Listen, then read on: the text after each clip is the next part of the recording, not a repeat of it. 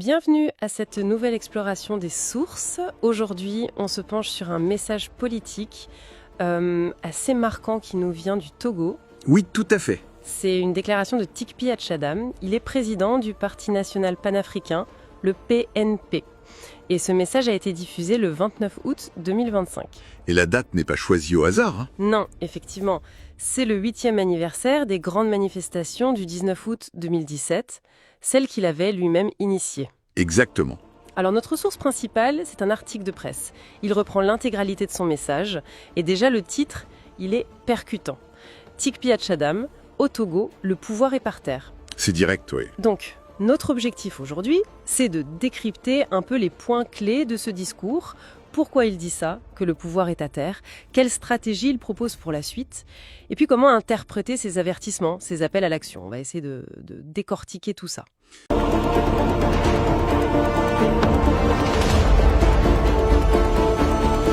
Oui, et c'est important, je crois, de souligner d'abord la perspective historique. Hatchadam, il replace ça dans un temps long. Il ne parle pas juste de l'actualité, mais de plus de 60 ans de lutte pour la souveraineté. Il fait remonter le problème à 1963, en fait. Ah oui, quand même. Il se positionne d'ailleurs un peu comme quelqu'un qui avait anticipé les choses, notamment ce qu'il appelle la constitutionnalisation de la dictature. Et il répète aussi sa critique très forte de la participation aux élections. Pour lui, c'est un rituel périodique de remise en œuvre de la dictature.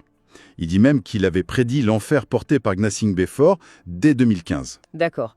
Un cadrage historique fort et une posture d'anticipation. Donc, alors, venons-en à cette phrase choc, cette affirmation centrale.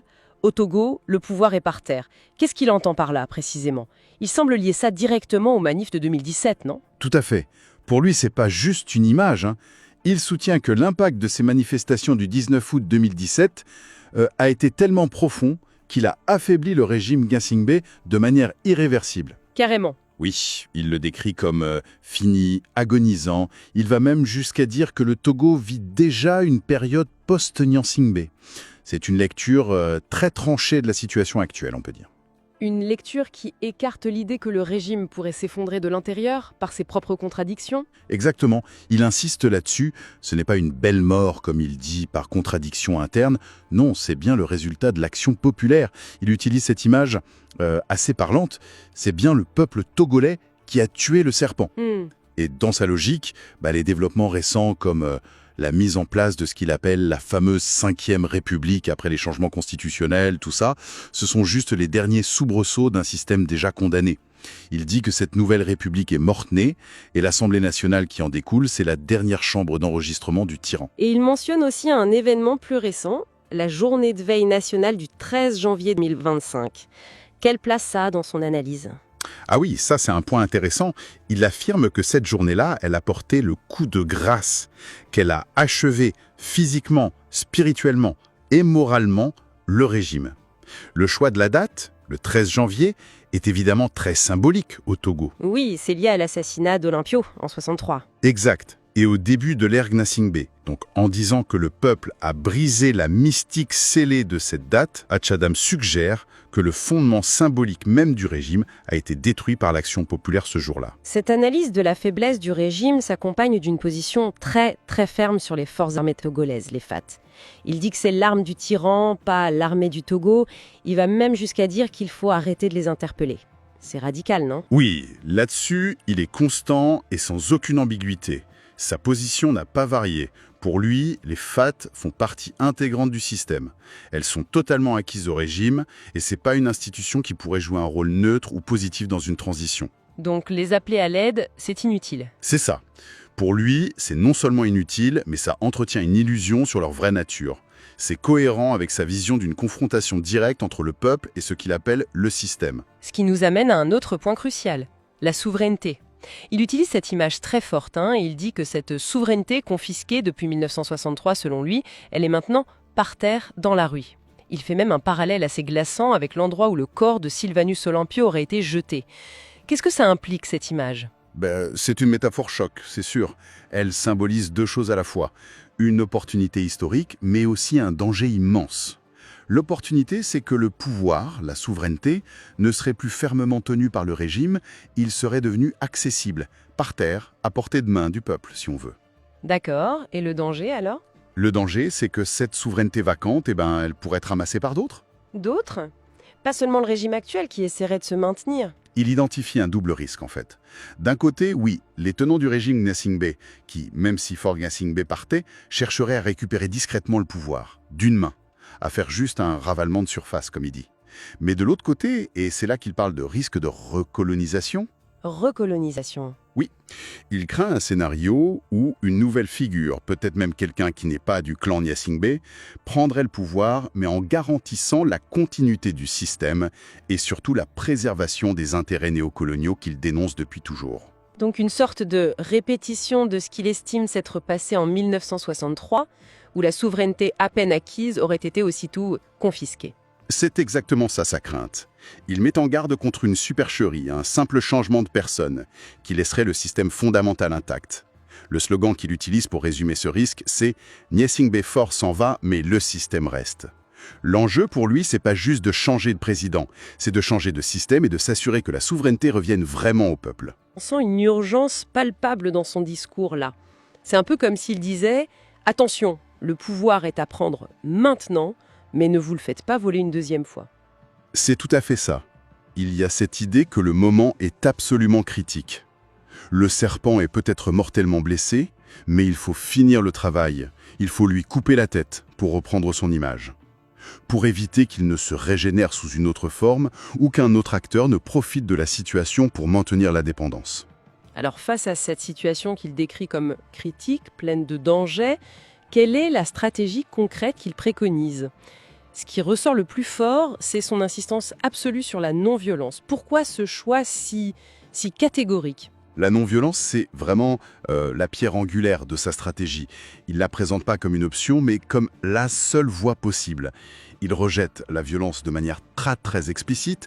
C'est la voie sans issue, la voie du chaos, dit-il. Il va même plus loin, non ? Oui, il suggère que la violence pourrait être une politique de la terre brûlée que le régime provoquerait lui-même, soit pour se maintenir par la force, soit pour justifier une répression encore plus dure et discréditer l'opposition. Il cite Gandhi en parlant de la non-violence comme la loi de notre espèce. C'est une référence forte. Oui, et c'est intéressant parce que cette référence à Gandhi, ça ancre son choix dans une tradition philosophique et politique. Mais au-delà de ça, il y a aussi une dimension très pragmatique, très humaine dans son argumentation. Il insiste sur le besoin de protéger la population, et surtout la jeunesse. Il refuse de la voir sacrifiée dans une confrontation violente. C'est là qu'il prend ses distances avec l'idée qu'on ne fait pas d'omelette sans casser les œufs. Exactement. Il rejette complètement cette idée dans le contexte togolais. Pour lui, chaque vie humaine a une valeur qui ne peut pas être considérée comme un simple œuf à casser pour un objectif politique. D'ailleurs, il exprime sa douleur pour les martyrs, les prisonniers, les exilés. Il souligne que la fin de la libération ne justifie pas des moyens qui impliqueraient des pertes humaines massives. Il dit même que les héros sont souvent tombés malgré eux. Éviter ce coût humain. Objectif, 0 mort. Mais cette non-violence, attention, ce n'est pas de la passivité. D'ailleurs, il est assez critique envers une certaine forme d'activisme actuel. Il parle de réseau-socialisation et même de tiktokisation de la lutte. Qu'est-ce qu'il veut dire par là ? Oui, c'est un point assez spécifique de son discours et intéressant. Il met en garde contre la tentation de faire des réseaux sociaux le terrain principal, voire unique, de la lutte politique. Il reconnaît leur utilité, bien sûr, comme outil de communication et de mobilisation, pour diffuser l'info, coordonner, etc. Mais il répète que ce n'est pas l'espace de lutte décisif. Et quel est le risque selon lui si la lutte reste trop virtuelle ? Le risque principal, c'est une désertion du terrain réel, du pays réel. Si la contestation s'exprime surtout en ligne, ça peut donner l'illusion d'une forte mobilisation, mais sans impact concret sur le rapport de force physique dans le pays. Il est même assez provocateur là-dessus, non ? Oui, il suggère que le régime pourrait même voir d'un bon œil cette virtualisation, parce que ça éloigne la menace directe, palpable, dans les rues. Il dit que le pouvoir pourrait encourager cette tiktokisation tout en faisant semblant d'en avoir peur. Malin, hein ? Son argument repose donc sur une analyse presque militaire de la situation, en fait. Tout à fait. Il utilise cet adage « le terrain commande l'action ». Pour lui, les décisions du régime, réprimer fort ou reculer, ça dépend pas d'abord du bruit sur les réseaux sociaux. Ça dépend de l'évaluation de la situation concrète sur le terrain, telle que rapportée par les forces de sécurité, les FAT, qui sont sur le terrain. Une mobilisation en ligne, même massive, si elle ne se traduit pas par une présence physique massive, elle n'aura qu'un impact limité sur les calculs du pouvoir. Donc, si la solution n'est ni la violence armée, ni la seule bataille virtuelle, qu'est-ce qu'il reste ? Quelle est l'action concrète qu'il propose sur ce fameux terrain réel ? Alors, sa stratégie, elle repose sur 2 piliers qui se complètent. L'abstention massive pacifique, ça c'est sûrement pour les élections qu'il juge illégitimes, et surtout l'action massive pacifique. L'idée clé, c'est la masse et la couverture territoriale. C'est-à-dire ? Il appelle à des actions qui impliquent un nombre écrasant de citoyens et qui se déroulent en même temps sur tout le territoire national, pas seulement à Lomé ou dans quelques grandes villes, partout. Il parle de créer un déluge, une marée humaine. Il a l'air extrêmement confiant dans l'efficacité de cette approche. Pourquoi tant de confiance exactement ? Sa conviction, elle semble basée sur l'idée que, face à une mobilisation populaire d'une ampleur pareille, pacifique mais déterminée, et étendue à tout le pays, eh bien le régime serait paralysé, incapable de réagir par la force brute habituelle. C'est l'effet dissuasif du nombre. Il pense vraiment que ça peut marcher sans violence ? Oui. Il affirme même que si le régime a des infos fiables, crédibles, qu'une telle mobilisation est imminente et bien organisée, alors le pouvoir cédera avant même que l'action ait lieu. Il dit, je cite, « Gnassingbé fort, avant le jour J, va partir de lui-même sans un seul coup de fusil. » Il voit les dictateurs comme fondamentalement peureux, instables, susceptibles de craquer face à une démonstration de force populaire irrésistible et pacifique. Mais comment il concilie ça, cette certitude d'une victoire pacifique, avec sa propre description d'un régime qui pourrait être prêt à la politique de la terre brûlée ? Il y a comme une tension, non ? C'est une bonne question. En fait, son pari, c'est que c'est justement le facteur de la masse et de la simultanéité qui résout cette tension. Si la mobilisation est vraiment massive et généralisée sur tout le territoire, ça rendrait une répression sanglante à grande échelle trop coûteuse, trop risquée, voire matériellement impossible pour le régime. Ah, d'accord. La dispersion des forces ? Voilà. La dispersion des actions empêcherait de concentrer les forces de répression. Et le caractère pacifique priverait le régime de prétextes faciles. C'est la combinaison de tout ça, masse, étendue géographique, pacifisme, qui, selon lui, peut forcer le régime à céder sans affrontement majeur. Et c'est pour ça que son objectif ultime reste 0 détenu, 0 exilé, 0 mort. Le message se termine par un appel direct et il replace aussi la lutte togolaise dans une perspective plus large. Comment il s'adresse à la population à la fin ? Oui, l'appel final est très très direct. Il parle à chaque Togolaise, chaque Togolais, au pays ou dans la diaspora. Il les invite à se tenir prêts en attendant un mot d'ordre clair, avec des dates précises pour les manifestations.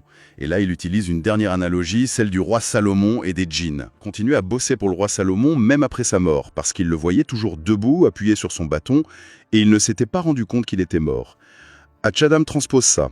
Le peuple a tué le serpent, il a affaibli mortellement le régime, donc il ne doit pas hésiter maintenant à lui couper la tête, c'est-à-dire acter la fin du régime par une action décisive, pour ne pas rester dans une situation où le système continue alors qu'il est déjà fini. C'est un appel à ne pas rater le moment décisif, quoi. Il insiste aussi sur le fait que le problème est politique avant tout, au-delà des questions sociales immédiates comme l'eau ou l'électricité. Exactement.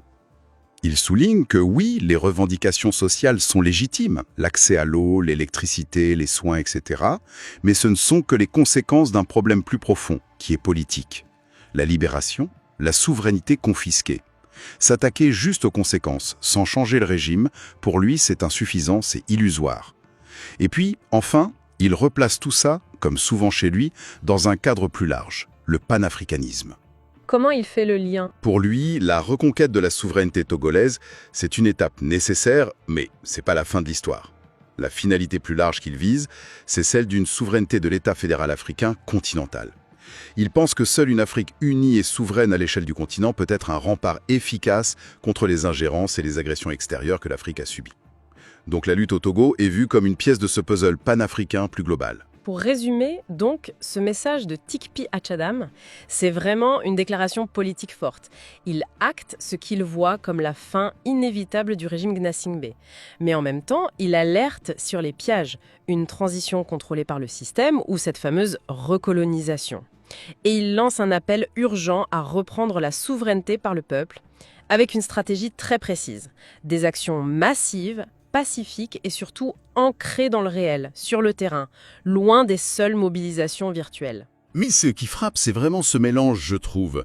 D'un côté, une analyse politique très directe, sans gants, avec des formules comme le pouvoir est par terre, le risque de recolonisation, et de l'autre, une stratégie détaillée qui s'appuie sur la non-violence à la Gandhi, mais avec une insistance presque militaire sur l'importance capitale du terrain réel, de la mobilisation physique.